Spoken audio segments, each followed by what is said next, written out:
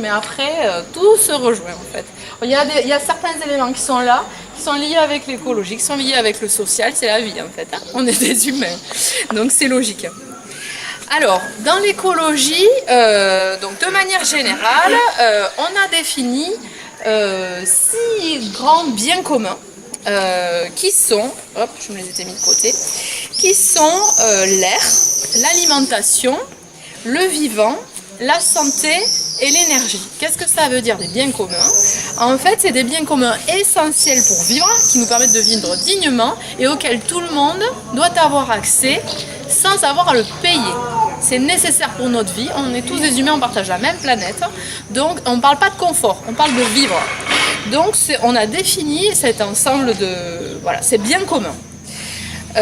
Et à partir de cela, on a construit ce qu'on appelle la règle verte. Alors on n'est pas les premiers à avoir imaginé la règle verte, elle existe depuis un certain nombre d'années, pas mal de politiques l'ont proposée, ils ne l'ont jamais appliquée.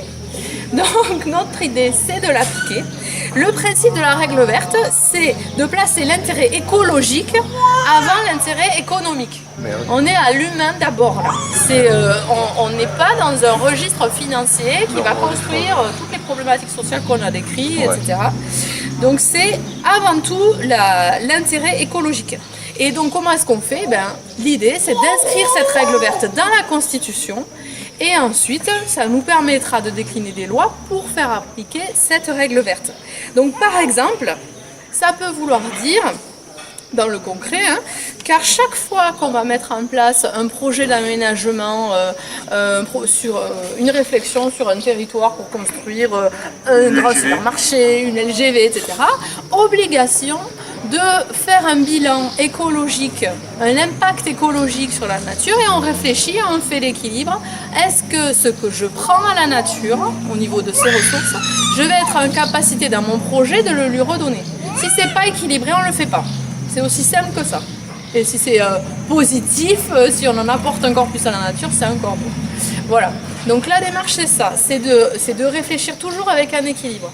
Alors, on en parlait ce week-end aussi au Villard, il existe des moyens de contourner ce genre de système, puisqu'il y a déjà des lois qui tendent dans cette direction, parce qu'on est quand même dans un mouvement de l'écologie, on s'y intéresse, il faut bien faire quelque chose pour notre planète, voilà. Mais en fait, il existe des systèmes de compensation.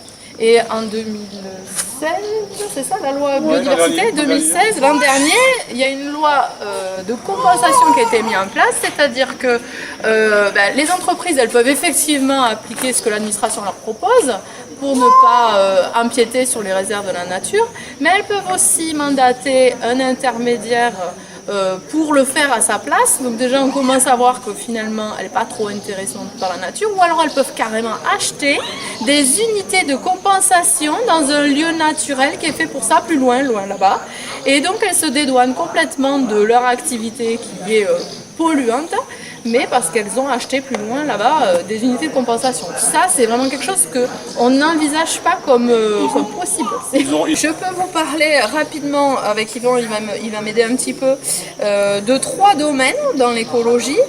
On cible en général des domaines qui nous concernent aussi particulièrement dans le Tarn-et-Garonne. Donc l'énergie, est-ce que tu peux nous en parler un petit peu? Oui, l'énergie. Bon. L'énergie, donc aujourd'hui on consomme 80% d'énergie non renouvelable en France. Et puis notre énergie, elle va en consommant de façon exponentielle. Donc nous, ce qu'on propose, c'est de passer à 100% renouvelable d'ici 2050. Donc en gros, on n'a pas réinventé la poudre, on s'appuie sur l'avis d'experts. Donc il y a les personnes de chez Negawatt en fait, qui ont fait un excellent travail depuis des années. Leur dernier scénario donc, propose ça, de sortir du nucléaire, donc d'ici 2035. En fait, le nucléaire, c'est les centrales ont été créées pour durer 40 ans. Donc à 40 ans, on les ferme. Donc Golfech, ça veut dire 2034, elle est arrêtée. Dans l'intervalle, bien sûr, les personnes qui travaillaient, parce que c'est l'inquiétude, tous ceux qui travaillent dans le nucléaire, Il y a tout un plan de formation pour les réorienter déjà sur le démantèlement et après sur tout ce qui est énergie renouvelable. Donc l'objectif c'est de sortir du nucléaire et de sortir des énergies fossiles pour aller vers du 100% renouvelable. Donc ça veut dire la biomasse, l'éolien, le photovoltaïque, les biogaz, etc. Ça nous permet d'avoir des sources, c'est une source gigantesque d'emplois. Donc ça crée de l'emploi, donc c'est quand même intéressant. Et deuxièmement, ça nous garantit aussi une indépendance énergétique. L'autre pan, en fait, c'est de la sobriété énergétique. Donc on ne peut pas continuer à consommer tel qu'on le fait aujourd'hui. Donc ce que propose Negawatt, en fait, c'est de travailler sur la sobriété. Donc c'est simple, hein, c'est tout ce qui est publicité, par exemple, de nuit, tout ça, ça il faut arrêter, ça sert à rien. L'éclairage des bureaux de nuit, ça sert à rien. C'est travailler sur l'efficacité énergétique aussi. Donc l'isolation, donc un grand plan massif et qu'on va financer sur l'isolation. C'est une source énorme ça, de gains.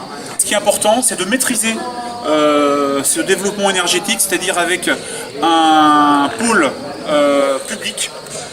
Donc l'idée c'est de renationaliser EDF et Engie. Et ce pôle public, l'articuler avec toutes les coopératives locales qui se développent déjà et qui vont se développer pour la production d'énergie de façon décentralisée. Donc, et pour nous, l'alimentation, les agriculteurs, ils nous l'apportent. Donc ça veut dire que l'agriculture, elle est au centre de tout le système. Donc ces agriculteurs qui se suicident, qui sont dans l'isolement, qui perdent des surfaces pour travailler toutes ces petites exploitations qui sont en diminution, c'est un cas national, hein. Il y a 25% de diminution des surfaces agricoles en France. Et bien sûr, en parallèle, on a une augmentation des fermes-usines, des grandes surfaces, des surfaces d'agriculture intensive, les fermes de 100 hectares. Elles, par contre, elles augmentent en nombre, hein, ce qui ne fait pas augmenter la surface agricole, mais ce qui fait le grand désarroi des petits agriculteurs. Donc nous, on est dans une logique de proposer et de réfléchir ensemble à une agriculture paysanne. Donc des paysans qui travaillent sur leur terre pour leur propre bien-être et les accompagner dans des circuits courts, du local, ne pas être dans cette spécialisation régionale qui accentue l'agriculture intensive, la région qui va produire les fruits, nous on en est plus, hein, la région qui va produire les céréales, la région qui va produire le porc, etc. Être dans une dimension beaucoup plus humaine qui sera meilleure pour la santé de tous, agriculteurs, consommateurs, habitants, et qui sera meilleur pour l'équilibre de notre alimentation, de nos vies en fait. Voilà. Donc, juste un petit chiffre. Qu'est-ce que je peux vous donner comme chiffre? Oui, je peux vous faire un petit topo sur l'évolution des surfaces agricoles, enfin des nombres de fermes on va dire. Sur les moins de 20 hectares de 2000 à 2010 en Tarn-et-Garonne, on a perdu 1500, il y en avait 3576 en 2000 et en 2010 on était à 2282. Donc c'est considérable. On est sur la même pente de 20 à 50 hectares. On est sur la même pente de 50, enfin un peu plus faible, de 50 à 100 hectares. Et par contre, les fermes de 100 hectares et plus, en 2000, on en avait 308 et en 2010, on en avait 500. Voilà. Donc ça ne nous plaît pas trop. Voilà. Donc je prends pas trop de temps parce qu'on préfère passer du temps sur les questions. On va terminer sur. Je veux juste rajouter un petit point parce que sur la partie écologique, il y a un point qui est super important, c'est l'aménagement du territoire. C'est-à-dire que la sobriété énergétique, elle va aussi là-dedans. C'est-à-dire que éviter les déplacements inutiles, éviter de rapprocher en fait le travail de son bassin de vie et de renforcer les services publics. J'ai dit une bêtise. Renforcer les services publics, donc les écoles, les crèches, l'accès à la culture localement, etc. Et l'exemple aussi, c'est le transport public. Donc on est contre totalement ce projet de LGV. On est pour le TGV sur les lignes existantes. Parce que le fait de le faire sur les lignes existantes, ça nous coûtera beaucoup moins cher. Il y a beaucoup moins d'impact écologique parce qu'on ne traverse pas le territoire, on ne détruit pas des terres agricoles. Et surtout, on va garantir de garder des finances pour pour développer le TER, pour garder nos gares et pour éviter d'envoyer des gens dans les gares de Toulouse pour aller prendre leur train, quoi. Parce que généralement la politique de la SNCF c'est ça, c'est de vider les petites gares pour les renvoyer sur les gares principales. Et après on a des villes qui n'ont plus leur gare, donc des villes qui n'ont plus leur gare, on a les supermarchés qui seraient sur les côtés, donc le centre-ville est détruit, et après forcément les médecins ne viennent plus, donc tout ça, ça crée des déserts médicales, tout ça c'est toute une chaîne, voilà, donc on veut enrayer.